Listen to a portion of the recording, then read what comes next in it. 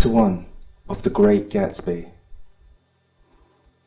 In my younger and more vulnerable years, my father gave me some advice that I've been turning over in my mind ever since. Whenever you feel like criticizing anyone, he told me, just remember that all the people in this world haven't had the advantages that you've had. He didn't say any more, but we've always been unusually communicative in a reserved way, and I understood that he meant a great deal more than that. In consequence, I'm inclined to reserve all judgments, a habit that has opened up many curious natures to me and also made me the victim of not a few veteran bores. The abnormal mind is quick to detect and attach itself to this quality when it appears in a normal person, and so it came about that in college I was unjustly accused of being a politician because I was privy to the secret griefs of wild, unknown men. Most of the confidences were unsought. Frequently I feigned sleep, preoccupation, or a hostile levity when I realized by some unmistakable sign that an intimate revelation was quivering on the horizon. For the intimate revelations of young men, or at least the terms in which they express them, are usually plagiaristic and marred by obvious suppressions. Reserving judgments is a matter of infinite hope. I am still a little afraid of missing something if I forget that, as my father snobbishly suggested, and I snobbishly repeat, a sense of the fundamental decencies is parcelled out unequally at birth. And after boasting my way of my tolerance, I come to the admission that it has a limit. Conduct may be founded on the hard rock or the wet marshes, but after a certain point, I don't care what it's founded on. When I came back from the East last autumn, I felt that I wanted the world to be in uniform and at a sort of moral attention forever. I wanted no more riotous exertions with privileged glimpses into the human heart. Only Gatsby, the man who gives his name to this book, was exempt from my reaction. Gatsby, who represented everything for which I have an unaffected scorn. If personality is an unbroken series of successful gestures, then there was something gorgeous about him. Some heightened sensitivity to the promises of life, as if he were related to one of those intricate machines that register earthquakes 10,000 miles away. This responsiveness has nothing to do with that flabby impressionability which is dignified under the name of the creative temperament. It was an extraordinary gift for hope, a romantic readiness such as I have never found in any other person, and which is not likely I shall ever find again. No. Gatsby turned out all right at the end. It was what preyed on Gatsby, what foul dust floated in the wake of his dreams, that temporarily closed out my interest in the abortive sorrows and short-winded relations of men. My family have been prominent, well-to-do people in the Midwestern city for 3 generations. The Carraways are something of a clan, and we have a tradition that we're descended from the Dukes of Buckler. But the actual founder of my line was my grandfather's brother, who came here in '51, sent a substitute to the Civil War, and started the wholesale hardware business that my father carries on today. I never saw this great uncle, but I'm supposed to look like him, with special reference to the rather hard-boiled painting that hangs in Father's office.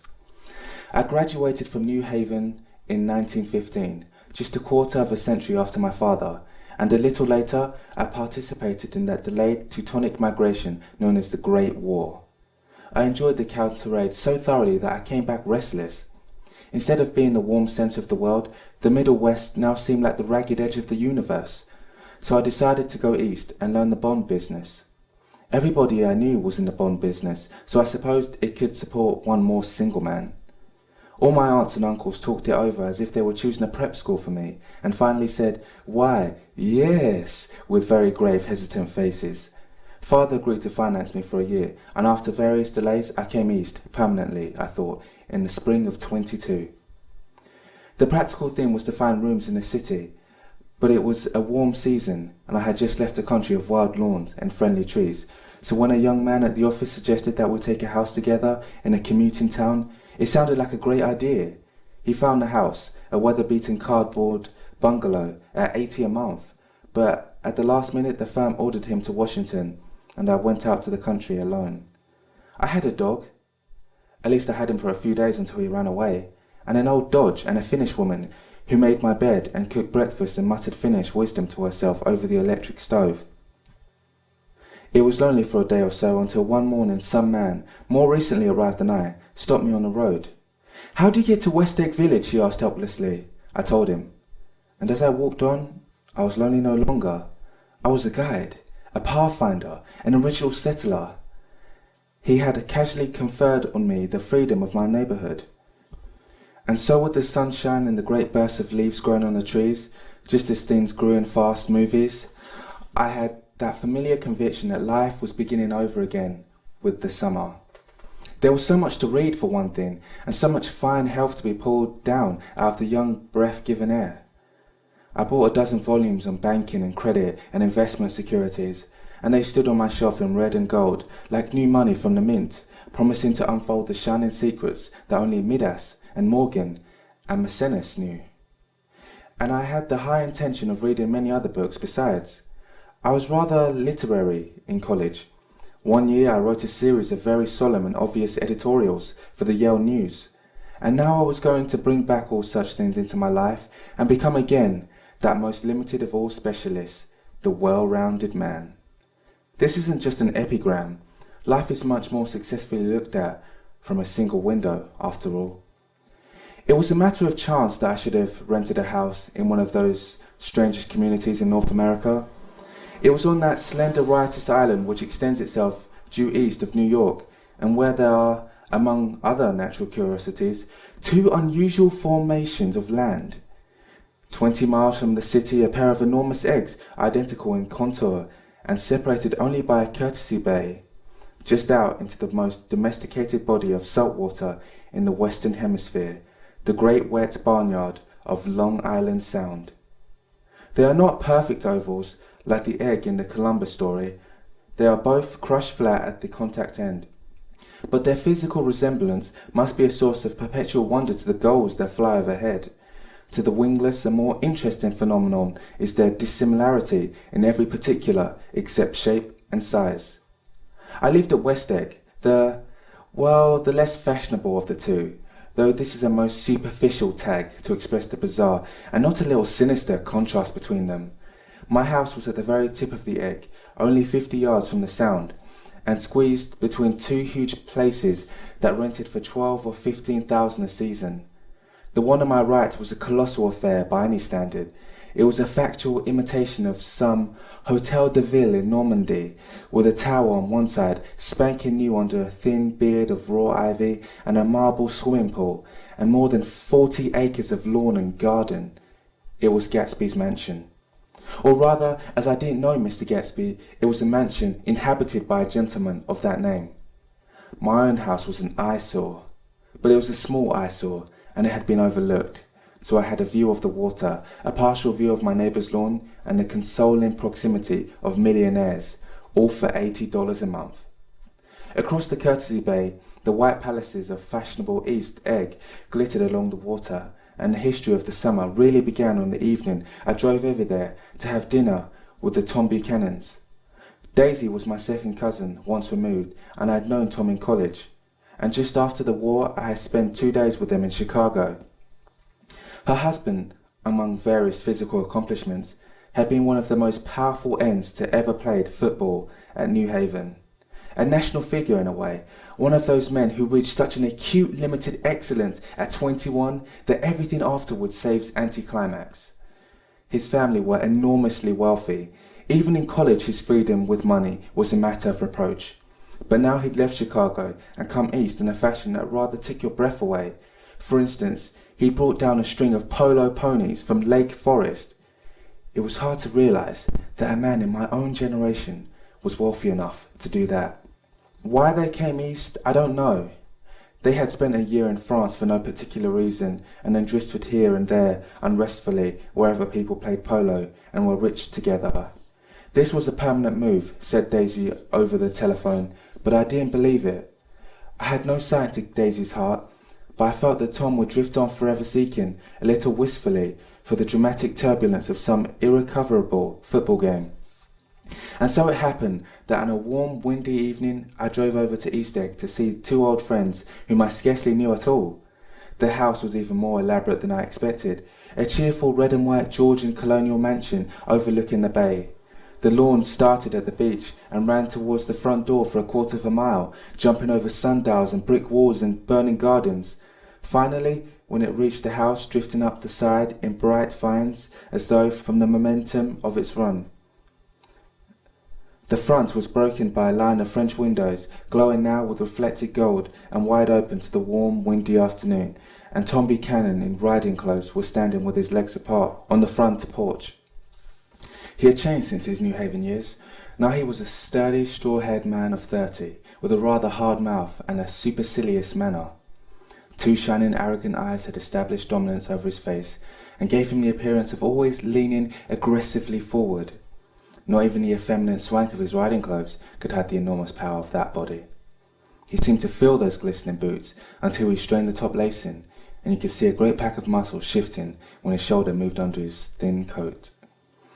It was a body capable of enormous leverage, a cruel body.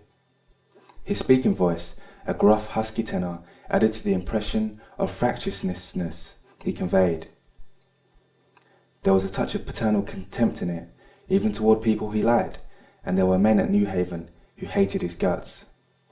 "Now, don't you think my opinion on these matters is final?" he seemed to say, "just because I'm stronger and more of a man than you are." We were in the same senior society, and while we were never intimate, I always had the impression that he approved of me and wanted me to like him, with some harsh, defiant listlessness of his own.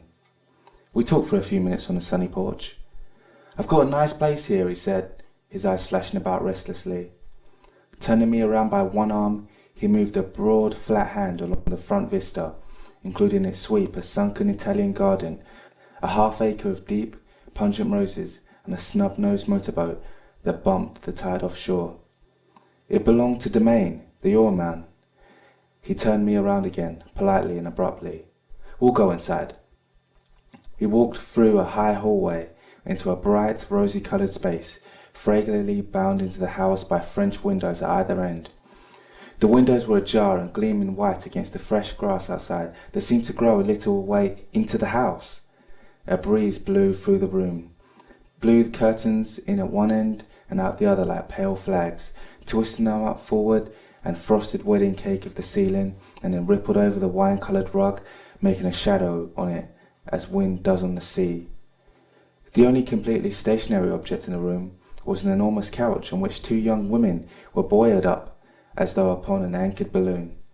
They were both in white, and their dresses were rippling and fluttering as if they had just been blown back in after a short flight around the house.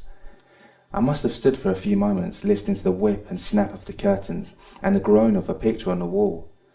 Then there was a boom as Tom Buchanan shut the rear windows, and the caught wind died out of the room, and the curtains and the rugs and the two women ballooned slowly to the floor. The younger of the two was a stranger to me. She was extended full length at her end of the divan, completely motionless, and with her chin raised a little, as if she were balancing something on it which was quite likely to fall. If she saw me out of the corner of her eyes, she gave no hint of it. Indeed, I was almost surprised into murmuring an apology for having disturbed her by coming in. The other girl, Daisy, made an attempt to rise. She leaned slightly forward with a conscientious expression. Then she laughed, an absurd, charming little laugh, and I laughed too, and came forward into the room. "I'm paralysed with happiness," she laughed again, as if she said something very witty, and held my hand for a moment, looking up into my face, promising that there was no one in the world she so much wanted to see. That was a way she had. She hinted in a murmur that the surname of the balancing girl was Baker. I've heard it said that Daisy's murmur was only to make people lean toward her, an irrelevant criticism that made it no less charming. At any rate, Miss Baker's lips fluttered. She nodded at me almost imperceptibly, and then quickly tipped her head back again. The object she was balancing had obviously tottered a little and given her something of a fright. Again a sort of apology arose to my lips. Almost any exhibition of complete self-sufficiency draws a stunned tribute from me.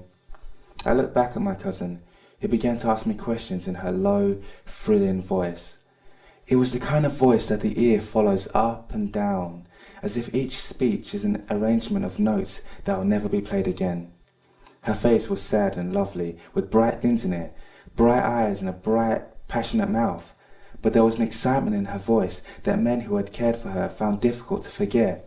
A singing compulsion, a whispered, "Listen," a promise that she had done gay, exciting things just a while since, and that there were gay, exciting things hovering in the next hour. I told her how I had stopped off in Chicago for a day on my way east, and how a dozen people had sent their love through me. "Do they miss me?" she cried ecstatically. "The whole town is desolate. All the cars have the left rear wheel painted black as a mourning wreath, and there's a persistent wail all night along the North Shore. How gorgeous! Let's go back, Tom, tomorrow." Then she added irrelevantly, "You ought to see the baby." "I'd like to." "She's asleep. She's 3 years old." "Haven't you ever seen her?" "Never." "Well, you ought to see her. She's—" Tom Buchanan, who had been hovering restlessly around the room, stopped and rested his hand on my shoulder. "What you doing, Nick?" "I'm a Bond man." "Who with?" I told him.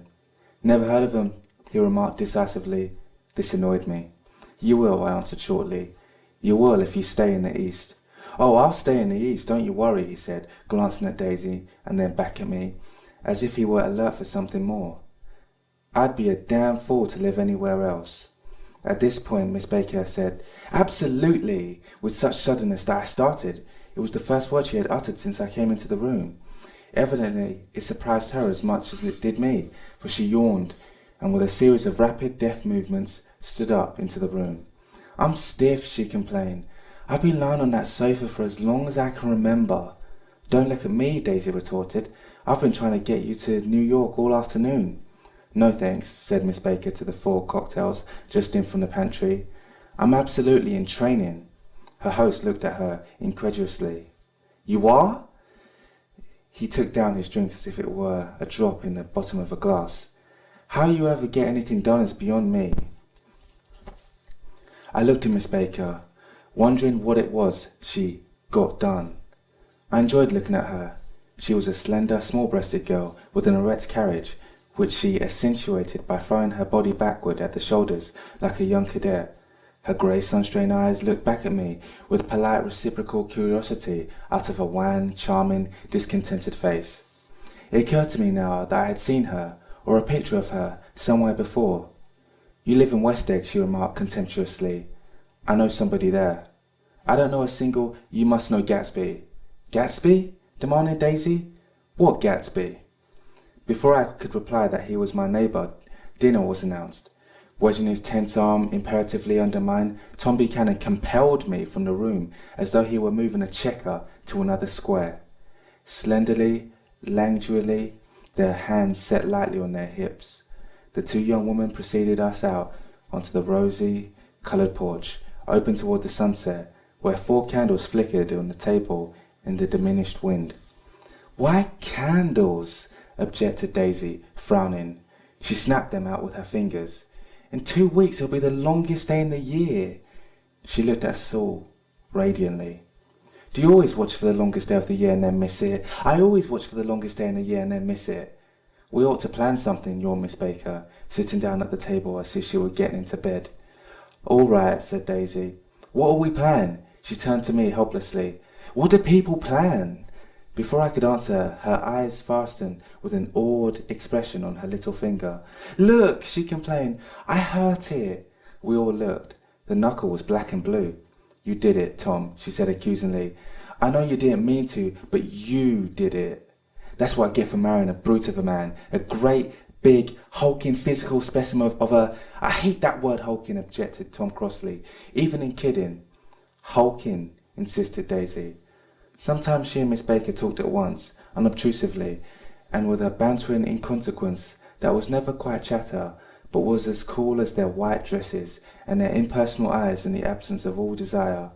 They were here, and they accepted Tom and me, making only a polite, pleasant effort to entertain, or to be entertained. They knew that presently dinner would be over, and a little later the evening too would be over, and casually put away. It was sharply different from the West, where an evening was hurried from phase to phase towards its close in a continually disappointed anticipation, or else in sheer nervous dread of the moment itself. "You make me feel uncivilized, Daisy," I confessed, on my second glass of corky, but rather impressive claret. "Can't you talk about crops or something?"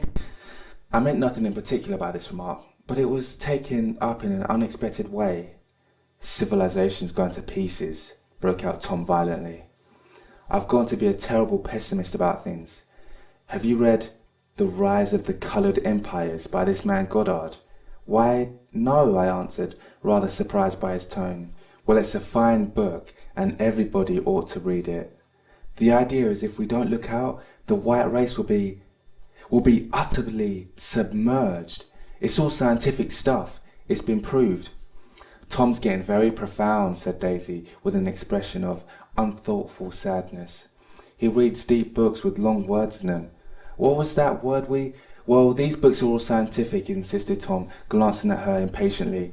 This fellow has worked out the whole thing. It's up to us, who are the dominant race, to watch out, or these other races will have control of things. We've got to beat them down, whispered Daisy, winking ferociously toward the fervent sun. You ought to live in California, began Miss Baker, but Tom interrupted her by shifting heavily in his chair. This idea is that we're Nordics. I am, and you are, and... After an infinitesimal hesitation, he included Daisy, with a slight nod, and she winked at me again.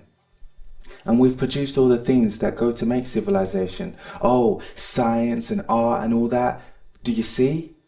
There was something pathetic in his concentration, as if his complacency, more acute than of old, was not enough to him anymore. When, almost immediately, the telephone rang inside and the butler left the porch, Daisy seized upon the momentary interruption and leaned towards me. I'll tell you a family secret, she whispered enthusiastically. It's about the butler's nose. Do you want to hear about the butler's nose? That's why I came over tonight. Well, he wasn't always a butler. He used to be the silver polisher for some people in New York that had a silver service for 200 people. He had to polish it from morning till night, until finally it began to affect his nose. Things went from bad to worse, suggested Miss Baker. Yes, things went from bad to worse, until finally he had to give up his position. For a moment the last sunshine fell with romantic affection upon her glowing face. Her voice compelled me forward breathlessly as I listened. Then the glow faded, each light deserting her with lingering regret, like children leaving a pleasant street at dusk. The butler came back and murmured something close to Tom's ear, whereupon Tom frowned, pushed back his chair, and without a word went inside. As if his absence quickened something within her, Daisy leaned forward again, her voice glowing and singing. I love to see you at my table, Nick. You remind me of a rose, an absolute rose. Doesn't he? She turned to Miss Baker for confirmation. An absolute rose. This was untrue. I'm not even faintly like a rose. She was only extemporizing, but a stirring warmth flowed from her, as if her heart was trying to come out to you, concealed in one of those breathless, thrilling words. Then suddenly she threw her napkin on the table and excused herself and went into the house. Miss Baker and I exchanged a short glance, consciously devoid of meaning. I was about to speak when she sat up alertly and said, "Shh," in a warning voice. A subdued, impassioned murmur was audible in the room beyond, and Miss Baker leaned forward, unashamed, trying to hear. The murmur trembled on the verge of coherence, sank down, mounted excitedly, and then ceased altogether. This Mr. Gatsby you spoke of is my neighbour, I began. Don't talk. I want to hear what happens. Is something happening? I inquired innocently. You mean you don't know? Said Miss Baker, honestly surprised. I thought everybody knew. I don't. Why? She said hesitantly. Tom's got some woman in New York. Got some woman? I repeated blankly. Miss Baker nodded. She might have the decency not to telephone him at dinner time, don't you think? Almost before I had grasped her meaning, there was the flutter of a dress and the crunch of leather boots, and Tom and Daisy were back at the table. It couldn't be helped, cried Daisy with tense gaiety. She sat down, glanced searchingly at Miss Baker and then at me, and continued, I looked outdoors for a minute, and it's very romantic outdoors. There's a bird on the lawn that I think must be a nightingale come over from Cunard or White Star Line. He's singing away. Her voice sang. It's romantic, isn't it, Tom? Very romantic, he said, and then miserably to me. If it's light enough after dinner, I want to take you down to the stables. The telephone rang inside, startlingly, and as Daisy shook her head decisively at Tom, the subject of the stables, in fact all subjects, vanished into air. Among the broken fragments of the last 5 minutes of table, I remember the candles being lit again, pointlessly, and I was conscious of wanting to look squarely at everyone, and yet to avoid all eyes. I couldn't guess what Daisy and Tom were thinking, but I doubt if even Miss Baker, who seemed to have mastered a certain hardy scepticism, was able utterly to put this fifth guest's shrill, metallic urgency out of mind. To a certain temperament, the situation might have seemed intriguing. My own instinct was to telephone immediately for the police. The horses, needless to say, were not mentioned again. Tom and Miss Baker, with several feet of twilight between them, strolled back into the library, as if to a vigil beside a perfectly tangible body, while, trying to look pleasantly interested and a little deaf, I followed Daisy around a chain of connecting verandas to the porch in front. In its deep gloom we sat down side by side on a wicker settee. Daisy took her face in her hands, as if feeling its lovely shape, and her eyes moved gradually out into the velvet dusk. I saw that turbulent emotions possessed her, so I asked what I thought would be some sedative questions about her little girl. We don't know each other very well, Nick," she said suddenly. "Even if we are cousins, you didn't come to my wedding." "I wasn't back from the war." "That's true," she hesitated. "Well, I've had a very bad time, Nick, and I'm pretty cynical about everything." Evidently she had reason to be. I waited, but she didn't say any more, and after a moment I returned rather feebly to the subject of her daughter. "I suppose she talks and eats and everything?" "Oh, yes." She looked at me absently. "Listen, Nick, let me tell you what I said when she was born. Would you like to hear?" "Very much. It'll show you how I've gotten to feel about things. Well, she was less than an hour old, and Tom was God knows where. I woke up out of the ether with an utterly abandoned feeling, and asked the nurse right away if it was a boy or a girl. She told me it was a girl, and so I turned my head away and wept. "All right," I said, "I'm glad it's a girl, and I hope she'll be a fool. That's the best thing a girl can be in this world, a beautiful little fool."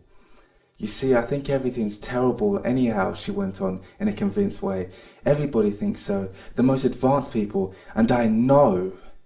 I've been everywhere and seen everything and done everything." Her eyes flashed around her in a defiant way, rather like Tom's, and she laughed with a thrilling scorn. "Sophisticated! God, I'm sophisticated!" The instant her voice broke off, ceasing to compel my attention, my belief, I felt the basic insincerity of what she had said. It made me uneasy, as though the whole evening had been a trick of some sort to exact a contributory emotion from me. I waited, and sure enough, in a moment she looked at me with an absolute smirk on her lovely face, as if she had asserted her membership in a rather distinguished secret society to which she and Tom belonged. Inside, the crimson room bloomed with light. Tom and Miss Baker sat at either end of the long couch, and she read aloud to him the Saturday Evening Post, the words, murmurous and uninflected, running together in a soothing tone. The lamplight, bright on his boots and the dull on the autumn leaf yellow of her hair, glinted along the paper as she turned the page with a flutter of slender muscles in her arms. When we came in, she held us silent for a moment with a lifted hand. "To be continued," she said, tossing the magazine on the table, "in our very next issue." Her body asserted itself with a restless movement of her knee, and she stood up. 10 o'clock, she remarked, apparently finding the time on the ceiling. "Time for this good girl to go to bed." "Jordan's going to play in a tournament tomorrow," explained Daisy, "over at Westchester." "Oh, you're Jordan Baker." I knew now why her face was familiar. Its pleasing, contemptuous expression had looked out at me from many rotographer pictures of the sporting life at Asheville and Hot Springs and Palm Beach. I had heard some story of her too, a critical, unpleasant story, but what it was I had forgotten long ago. "Good night," she said softly. "Wake me at 8, won't you?" "If you'll get up." "I will. Good night, Mr. Carraway. See you anon." "Of course you will," confirmed Daisy. "In fact, I think I'll arrange a marriage. Come over often, Nick, and I'll sort of, fling you together. You know, lock you up accidentally in linen closets and push you out to sea in a boat and all that sort of thing." "Good night," called Miss Baker from the stairs. "I haven't heard a word." "She's a nice girl," said Tom after a moment. "They oughtn't to let her run around the country this way." "Who oughtn't to?" inquired Daisy coldly. "Her family. Her family is one aunt about 1,000 years old. Besides, Nick's going to look after her, aren't you, Nick? She's going to spend lots of weekends here this summer. I think the home influence will be very good for her." Daisy and Tom looked at each other for a moment in silence. "Is she from New York?" I asked quickly. "From Louisville. Our white girlhood was passed together there. Our beautiful white—" "Did you give Nick a little heart-to-heart talk on the veranda?" demanded Tom suddenly. "Did I?" She looked at me. "I can't seem to remember, but I think we talked about the Nordic race. Yes, I'm sure we did. It sort of crept up on us, and the first thing you know, don't believe everything you hear, Nick," he advised me. I said lightly that I heard nothing at all, and a few minutes later, I got up to go home. They came to the door with me and stood side by side in a cheerful square of light. As I started my motor, Daisy peremptorily called, "Wait! I forgot to ask you something, and it's important. We heard you were engaged to a girl out west." "That's right," corroborated Tom kindly. "We heard that you were engaged." "It's a libel. I'm too poor." "But we heard it," insisted Daisy, surprising me by opening up again in a flower-like way. "We heard it from 3 people, so it must be true." Of course I knew what they were referring to, but I wasn't even vaguely engaged. The fact that gossip had published the banns was one of the reasons I had come east. You can't stop going with an old friend on account of rumours, and on the other hand, I had no intention of being rumoured into marriage. Their interest rather touched me and made me less remotely rich. Nevertheless, I was confused and a little disgusted as I drove away. It seemed to me that the thing for Daisy to do was to rush out of the house, child in arms. But apparently, there were no such intentions in her head. As for Tom, the fact that he had some woman in New York was really less surprising than that he had been depressed by a book. Something was making him nibble at the edge of sterile ideas, as if his sturdy, physical egotism no longer nourished his peremptory heart. Already it was deep summer on roadhouse roofs and in front of wayside garages, where new red petrol pumps set out in pools of light, and when I reached my estate at West Egg, I ran the car under its shed and sat for a while on an abandoned grass roller in the yard. The wind had blown off, leaving a loud, bright night, with wings beating in the trees and a persistent organ sound as the full bellows of the earth blew the frogs full of life. The silhouette of a moving cat wavered across the moonlight, and, turning my head to watch it, I saw that I was not alone. 50 feet away, a figure had emerged from the shadow of my neighbour's mansion and was standing with his hands in his pockets, regarding the silver pepper of the stars. Something in his leisurely movements and the secure position of his feet upon the lawn suggested that it was Mr. Gatsby himself, come out to determine what share was his of our local heavens. I decided to call to him. Miss Baker had mentioned him at dinner, and that would do for an introduction. But I didn't call to him, for he gave a sudden intimation that he was content to be alone. He stretched out his arms toward the dark water in a curious way, and, far as I was from him, I could have sworn he was trembling.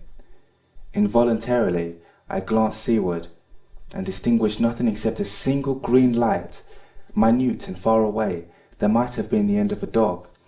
When I looked once more for Gatsby, he had vanished, and I was alone again in the unquiet darkness.